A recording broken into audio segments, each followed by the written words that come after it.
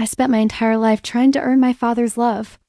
Now, I'm going to spend the rest of it making sure he dies with nothing but my name on his lips.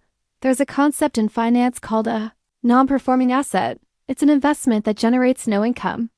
It just sits on the books, taking up space, a quiet monument to a bad decision. That's what I was to him, Olivia, the non-performing daughter. My entire existence was a rounding error on his balance sheet. Before the fall, my life was built on a foundation of order. I was an analyst. I found sanctuary in numbers and the clean, cold logic of spreadsheets and market projections. In my world, every problem had a variable, every outcome a probability. Cause and effect were the laws of my universe. Control was my religion. It had to be. Because outside the walls of my office and the sprawling, perfectly manicured suburban tomb he called home, control was an illusion. My life there was a study in chaotic ambiguity, a constant performance for an audience of one who never applauded. My father, James, is a titan. That's the word the magazines use. A visionary. A self-made man who built a corporate empire from nothing but sheer will and what he calls strategic foresight to the world. He's a god of commerce, a philanthropist whose name is carved into the stone of museum wings and university libraries. He moves through the world wrapped in an aura of power so dense it feels like a physical force. He can charm a boardroom into a billion-dollar merger with a single anecdote and crush a rival with a quiet phone call. He collects respect like art and adoration like currency. But for me, he saved a special kind of currency, indifference. It was a cool, dismissive air that settled over a room the moment I entered it. An emotional black hole. I have this memory, it's so sharp it feels like it happened this morning. I was 16 and had just won a national mathematics competition. I remember holding the cheap plaque, the gold-painted plastic feeling like the most precious metal on earth. At dinner that night, I waited for the perfect moment to present it to him. My sister, Ava, was talking about her drama club, about landing the lead in the school play. James was leaning forward, hanging on her every word, his face illuminated with a pride so bright it was almost blinding. When she finished, he called for a toast. To his star. His heir apparent. I remember my moment slipping away, the plaque feeling heavier and cheaper in my hands. Later, I tried to show it to him in his study. He glanced at it, a flicker of something annoyance? Boredom crossing his face. That's nice, Olivia, he said, his eyes already returning to the stock ticker on his screen. But try to understand. Ava creates. You just count. There's a difference. He called me a business liability once. To my face, at a company gala. I was standing with a few junior partners, making what I thought was pleasant conversation. He walked over, put a heavy hand on my shoulder, and smiled that wide, empty smile of his. Don't let my daughter bore you, gentlemen, he'd said with a chuckle. Her idea of a good time is a well-balanced spreadsheet. She's my little liability. The men laughed, a nervous, sycophantic sound. I just stood there, smiling, feeling the heat rise in my cheeks. A liability. Something to be managed, mitigated, and ultimately written off. Ava. My sister, or the woman I called my sister. She was the sun to my shadow. Bright, charming, effortlessly charismatic. She had his smile, his easy confidence. She was the story he told the world about himself, proof of his legacy, his success as a family man. Our relationship was a carefully choreographed ballet of sisterly affection. We performed our roles flawlessly. The shopping trips, the brunches, the shared whispers at family gatherings. But underneath it all was a constant humming tension. A rivalry I never wanted but couldn't escape. She wasn't cruel. Not intentionally. She was just the chosen one. And I was the afterthought. I think on some level I resented her for how easily she accepted the narrative. For how she basked in the warmth of his approval while I froze in its absence. But I loved her too. Or I loved the idea of her. The idea of having a sister. It was a complicated, tangled knot of emotions I spent years trying to unravel. My dream, the one I buried so deep I could barely admit it to myself, was painfully simple for him to look at me just once, the way he looked at her. To be seen, that was my life. A quiet, persistent ache of inadequacy. The feeling of a runner poised at the starting line, waiting for a gun that never fires. I told myself it was character building.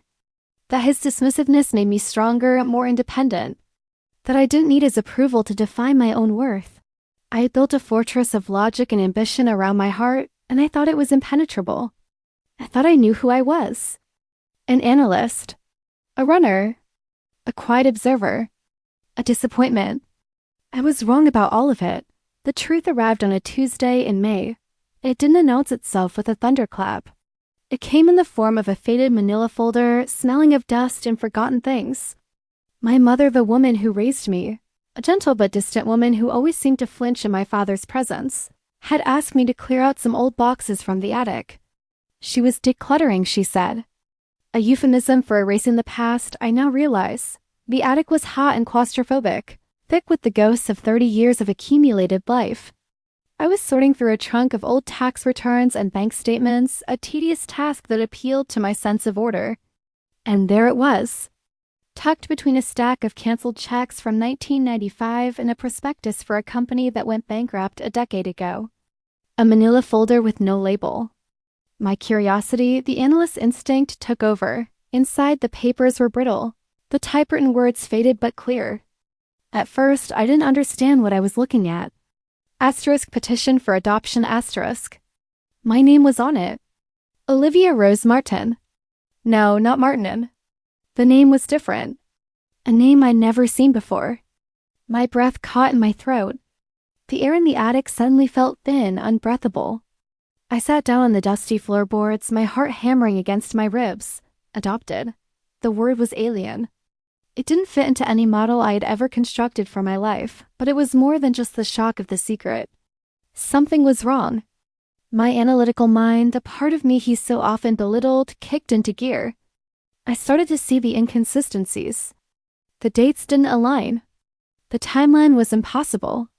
The date of relinquishment was listed as 3 months asterisk after asterisk the date the adoption was finalized. The signatures.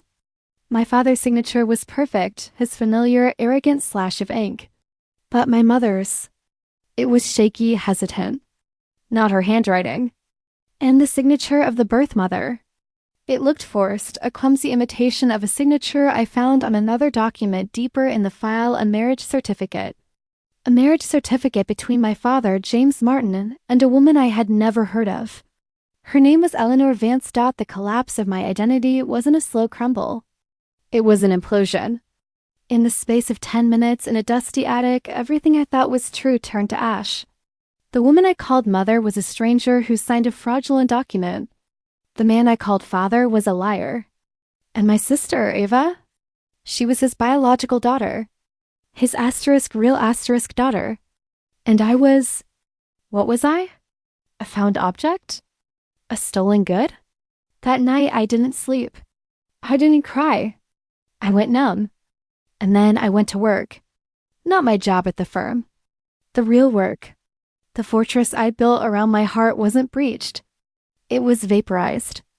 And in its place, a cold, clear certainty began to form. I took the folder and walked out of that house. I didn't say goodbye. For the next 2 weeks, I lived on caffeine and adrenaline. I used my skills, the very analytical prowess he despised, to excavate the past. I dove into a rabbit hole of digital archives, public records, and forgotten news stories. I was no longer an analyst tracking markets. I was an archaeologist digging up a tomb. And in that tomb, I found a monster, Eleanor Vance, my biological mother. She was James's first wife. They had founded the company together. It was her brilliance, her innovative coding, that was the true bedrock of his empire. The pieces started to click into place with the sickening finality of a lock engaging. They had a child, me. And then, when I was just a year old, Eleanor died. A tragic accident, the old newspaper clipping said. A boating trip gone wrong. Her body was never recovered. A terrible, terrible tragedy. James Martin, the grieving widower and single father, but it wasn't a tragedy. It was an audit. A cleanup. A hostile takeover of a life. 2 years after her death, James married the woman I knew as my mother. And all of Eleanor's shares in the company, a controlling interest that was legally mine, were absorbed into his name. The adoption was a cover-up. A way to keep his stolen asset close, to legitimize his theft under the guise of paternal care. The cool dismissal, the constant reminders of my inadequacy. It was never about me failing to meet his standards. It was about ensuring I never realized I owned the standards. He wasn't raising a daughter. He was managing a threat. He was suppressing a dormant claim to his throne. Every cold word, every dismissive gesture was a carefully calculated move to keep me small, to keep me blind, to keep me from ever looking in the attic.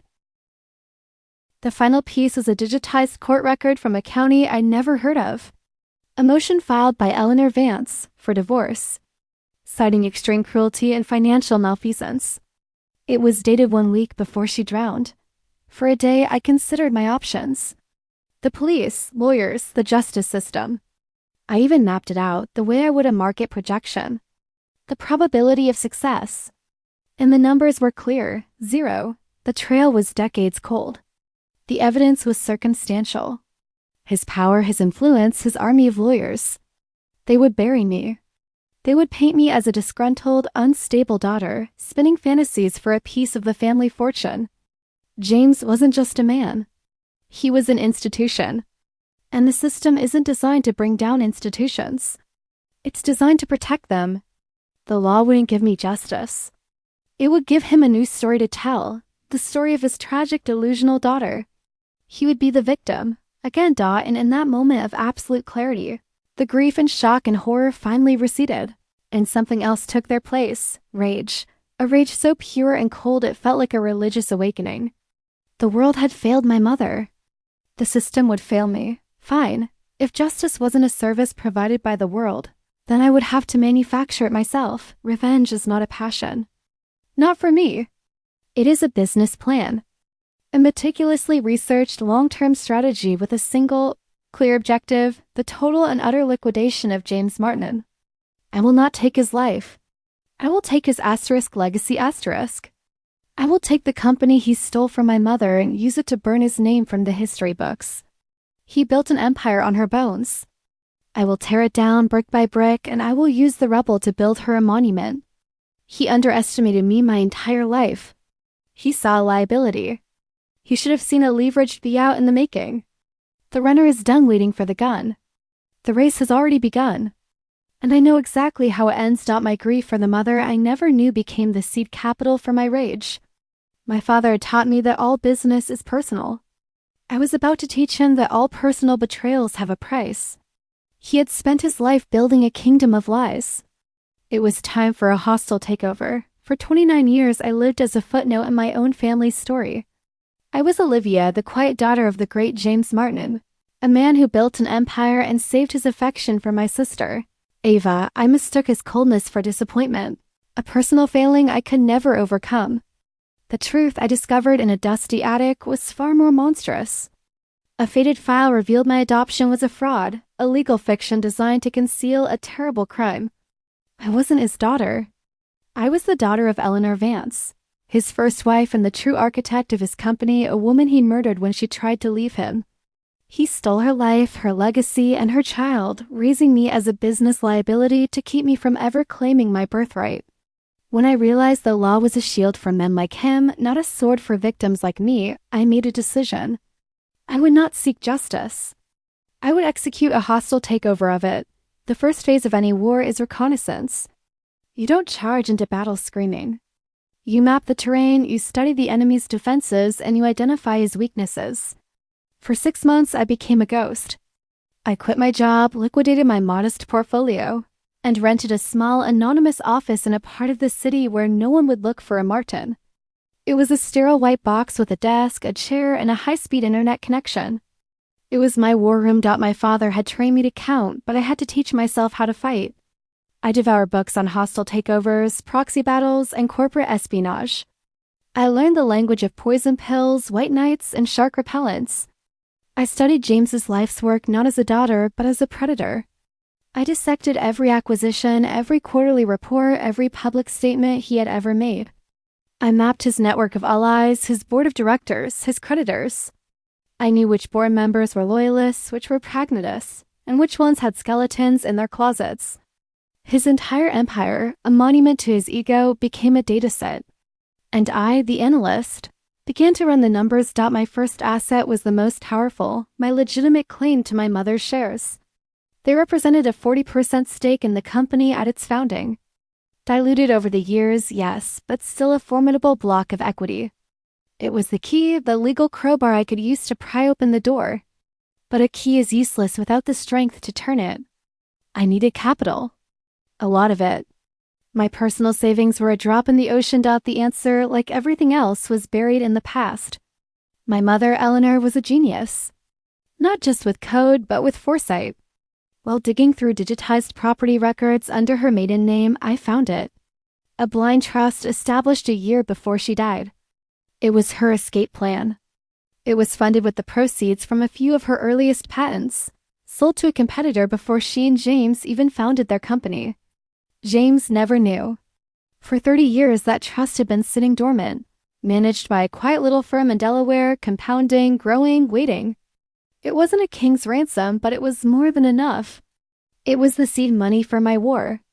My mother, from beyond the grave, had just handed me a sword. My initial strategy was direct. Naive in retrospect. I hired a boutique law firm, one known for its aggressive tactics, and filed a petition to have my mother's estate reopened and my inheritance recognized. I thought the truth, presented with irrefutable documentation, would be enough. I was wrong. James's response was immediate and brutal. His lawyers, a pack of silver-haired sharks from the most expensive firm in the city, descended. They didn't attack the evidence. They attacked me. They filed motion after motion, painting me as a disturbed and manipulative young woman with a history of emotional instability. They dredged up a therapist I'd seen for anxiety in college. They interviewed old professors, twisting my quiet, focused nature into a portrait of an antisocial loner. They leaked a carefully crafted story to the financial press about the tragic breakdown of James Martin's estranged daughter, who was making outlandish claims in a desperate cry for attention. In a matter of weeks, he had framed the narrative. I wasn't a rightful heir seeking justice. I was a crazy girl throwing a tantrum. The court, swayed by the sheer weight of his reputation and the mud he'd slung at me, buried my petition in a mountain of procedural delays. It was a legal checkmate. I lost that first battle. It cost me nearly $1 million in legal fees and branded me as unstable in the public eye. I sat in my sterile office, the financial news playing on a muted television, watching a pundit analyze my erratic behavior. James had beaten me. He had used his power, his money, and his influence to simply erase my truth. And that's when I understood. I could not fight him in the light. The courts, the press, those were his arenas. He owned the referees and wrote the rules. To win, I had to drag him into the shadows. I had to place game. No more lawyers. No more petitions. From now on, the battle would be silent, fought on the stock market in the boardrooms. And in the minds of his most trusted allies, phase 2 was acquisition. Using my mother's trust, I set up a series of shell corporations. Anonymous, untraceable LLCs registered in Delaware and the Cayman Islands. Through them, I began to buy shares of Martin Industries on the open market. It was a slow, painstaking process. A few hundred shares here, 1,000 there. Never enough to trigger an SEC disclosure flag. I was a python, slowly, imperceptibly tightening my grip. For a year, I did nothing but buy. The stock price began to creep up. Analysts attributed it to strong quarterly earnings, to market confidence. They didn't know the market was being manipulated by a ghost. James wasn't a fool. After a few months, he noticed the unusual trading volume. He couldn't trace it to me, but he felt the pressure. He initiated a stock buyback program, using corporate funds to reduce the number of available shares and consolidate his control. It was a smart defensive move, but I had anticipated it. In fact, I had counted on it. The buyback drove the price of the stock even higher, increasing the value of the shares I already held and making it more expensive for him to continue. I was using his own money against him. It was a war of attrition, and I had the deeper emotional reserves, but buying stock wasn't enough. To truly dismantle his legacy, I needed to get inside. I needed to turn his own people against him. I began my deep dive into the lives of his board of directors. These were the men and women who insulated him, who rubber-stamped his decisions, who protected him from accountability. They were his Praetorian Guard, I spent months building dossiers on each of them. Their financial histories, their political affiliations, their personal habits. I was looking for leverage. And I found it. The CFO, a man named Arthur Vance, no relation to my mother, a cruel irony, was a notorious gambler with debts to a casino in Macau.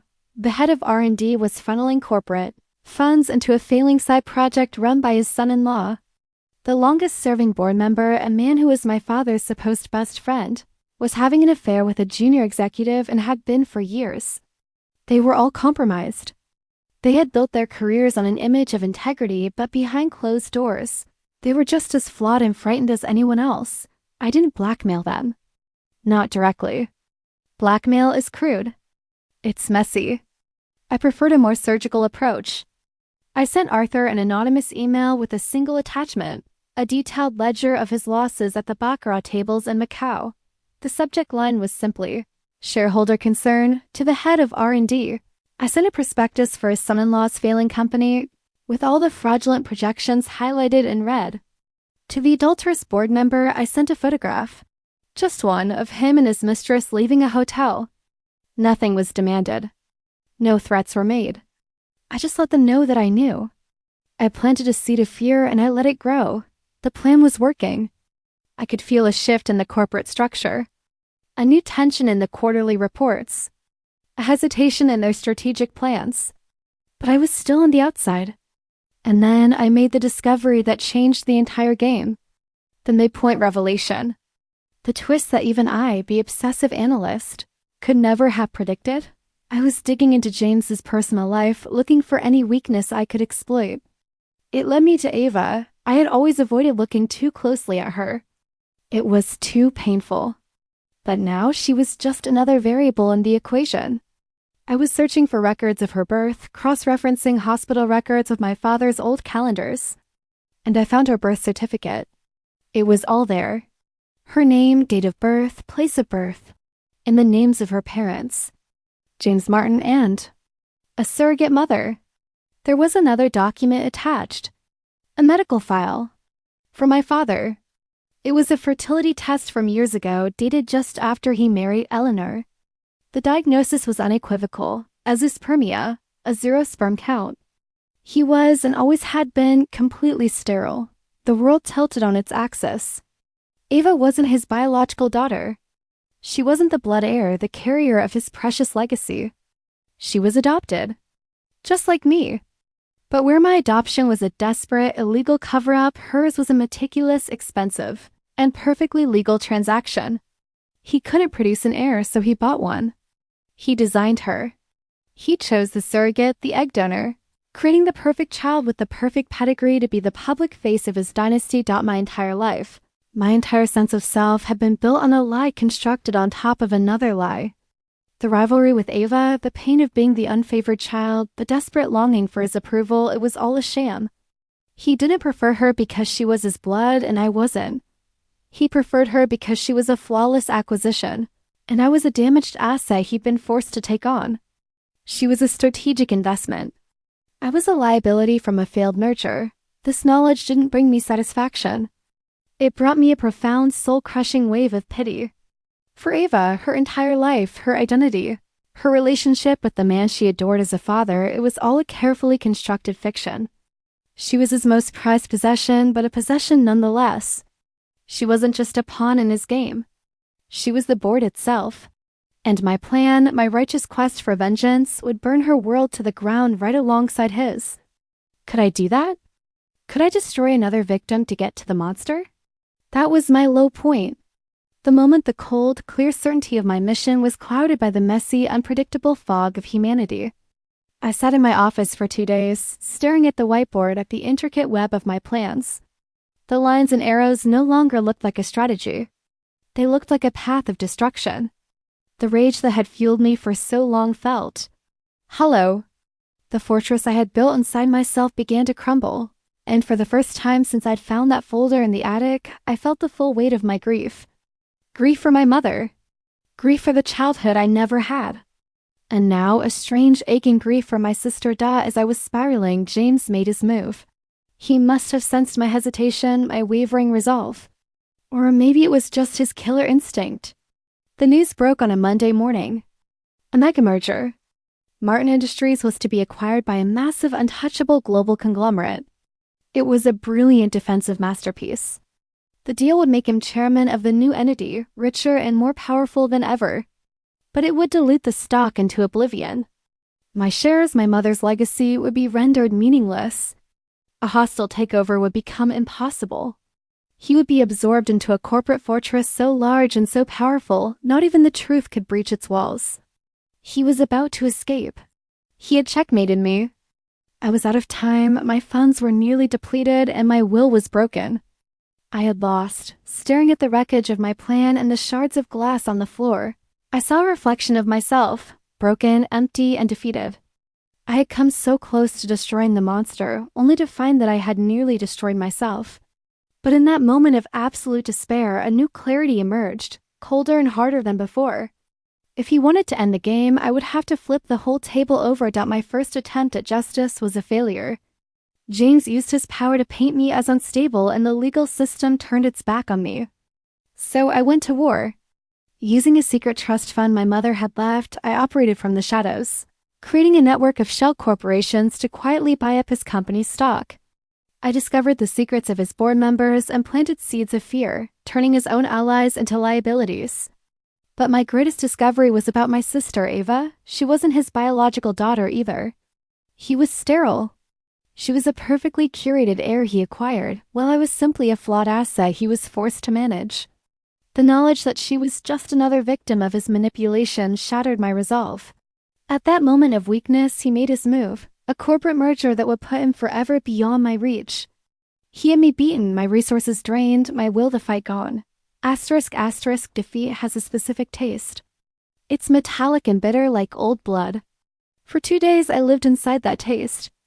I replayed every move, every decision, and saw only my own failure. His final move, the merger, wasn't just a business strategy. It was a psychological masterstroke. He knew that revealing the truth about Ava would wound me, that it would make me hesitate.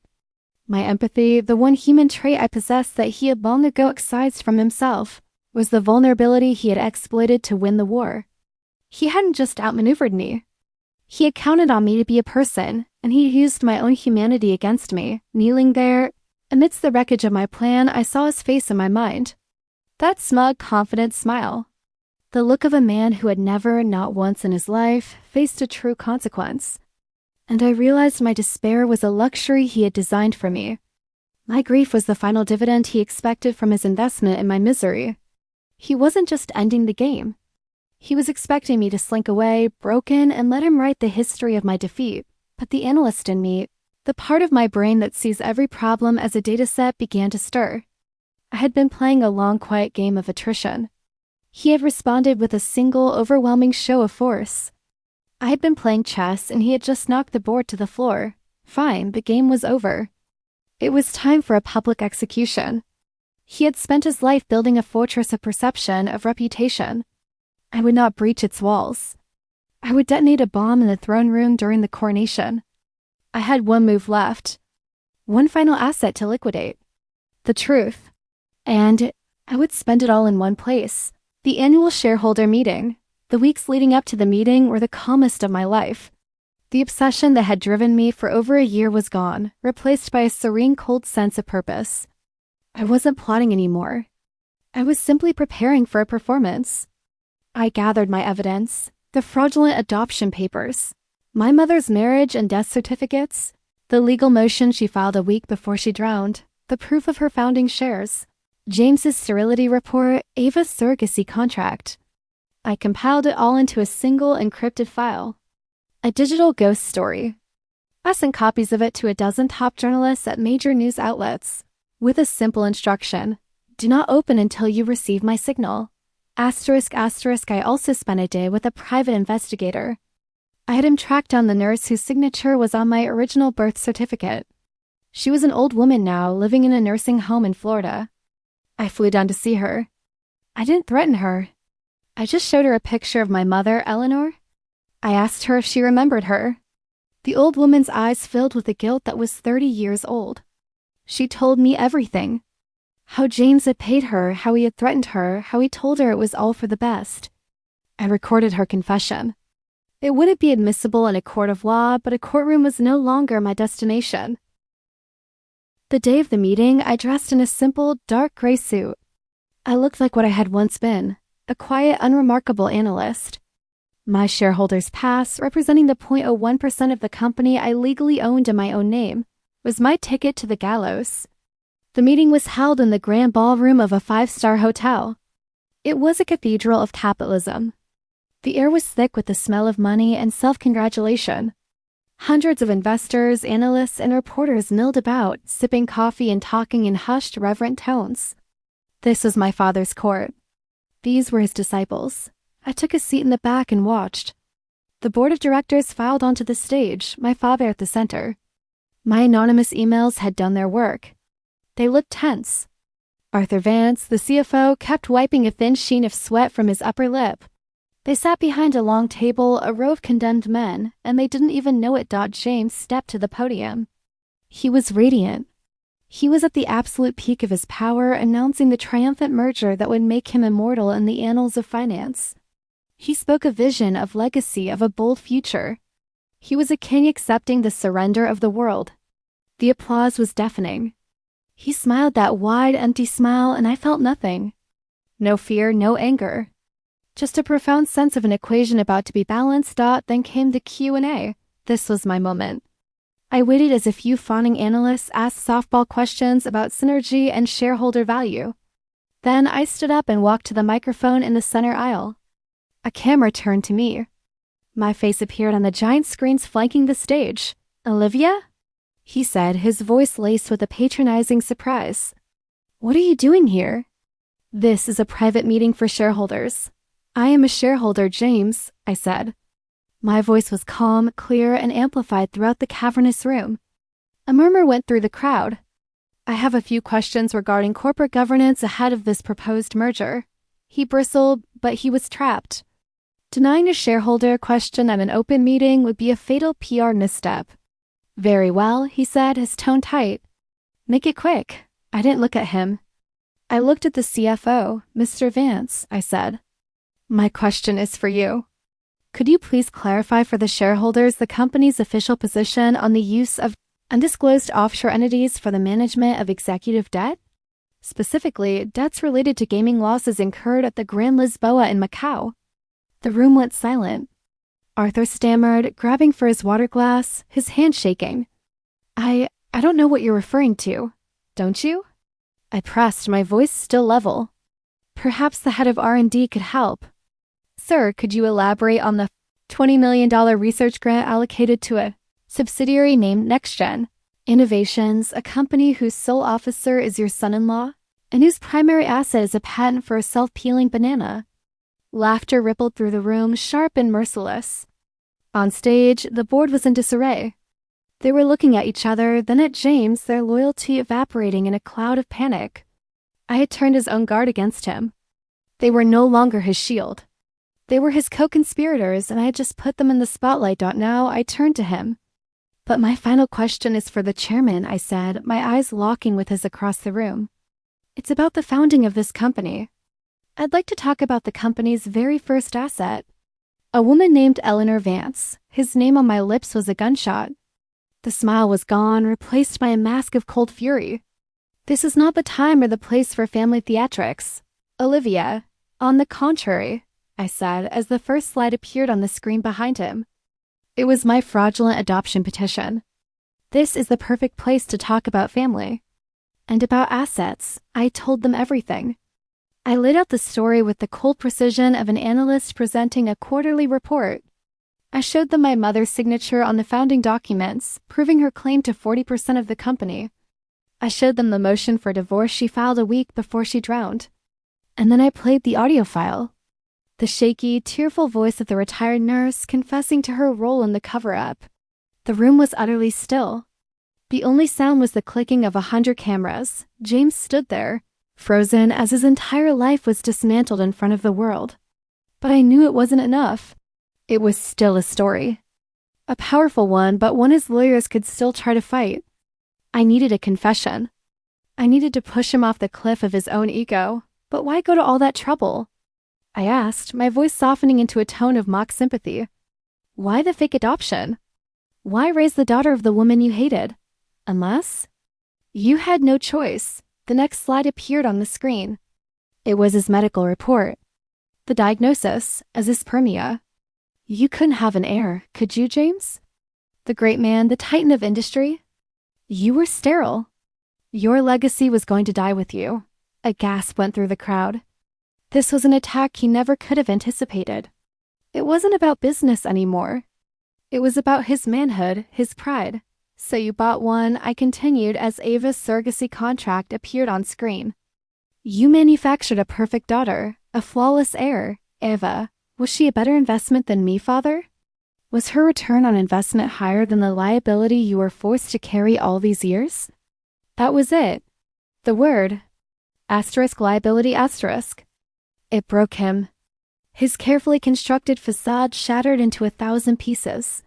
He lunged at the podium, his face purple with rage, his eyes wild. She was going to ruin me. He screamed, his voice raw, distorted by the microphone. The world was watching, but he could only see me. That woman, Eleanor? She was going to leave. Take half of everything we built. She was a liability. A threat to be managed. Just like you. Silence. A vast, echoing silence. He had said it. Not in a courtroom, but in front of the entire financial world. He had confessed. Not to murder, but to the motive. He had admitted that my mother was a threat, that he had a reason to eliminate her. It was enough. The signal. I took out my phone and sent a single text message. Now, all over the city, a dozen journalists opened the file I had sent them. The aftermath was a blur of flashing lights and shouting reporters. The merger was dead before his confession stopped echoing in the ballroom. The stock went into freefall. The board members resigned en masse, scrambling to distance themselves from the wreckage. James was arrested on suspicion of fraud and conspiracy, with a new investigation opened into the 30-year-old death of his first wife. His empire crumbled in a single afternoon. I met Ava a week later. In a quiet cafe, away from the prying eyes of the press. I had sent her the files the night before the meeting. I owed her that. She deserved to hear the truth from me, not read it in a headline. She looked broken. Her world, like mine, had been built on a foundation of lies. There were no tears. Just a quiet, hollow emptiness. Did you know? She asked, her voice a whisper. About me? How long have you known? A few months, I told her. I'm sorry, Ava. I'm so sorry for all of it. She shook her head. He wasn't my father. He was my owner. She finally looked at me, and for the first time in our lives, I didn't see a rival. I saw a sister. What happens now? I don't know, I said. And it was the most honest thing I had ever told her. Was it worth it? That's the question everyone asks. They expect me to say yes. To speak of justice, of vindication. But the truth is, I don't know. The rage is gone, but it hasn't been replaced by peace. It's been replaced by silence. A quiet, empty space where the obsession used to be. Revenge didn't heal me. It cauterized the wound. It burned away the diseased tissue, but it left a scar that will never fade. It didn't bring my mother back. It didn't give me a childhood filled with love. It just balanced the books. I took control of the company. Or what was left of it. The board, in a panic, appointed me interim CEO. It was my birthright, after all. I'm sitting in his office now. This vast, glass-walled shrine to his own ego, overlooking the city he thought he owned. I don't feel triumph. I feel the crushing weight of responsibility. I destroyed a legacy built on murder and lies. Now I have to build a new one. One worthy of the name Eleanor Vance. I've learned that in becoming the instrument of his destruction, I had to adopt his tools. His coldness, his strategic cruelty, his single-minded focus. I had to become a monster to kill a monster. And now the monster is dead. And I am left here in his chair with his power. The real question is not whether the revenge was worth it. The real question is, what do I do now? Can I learn to be something else? The work isn't over. It's just beginning.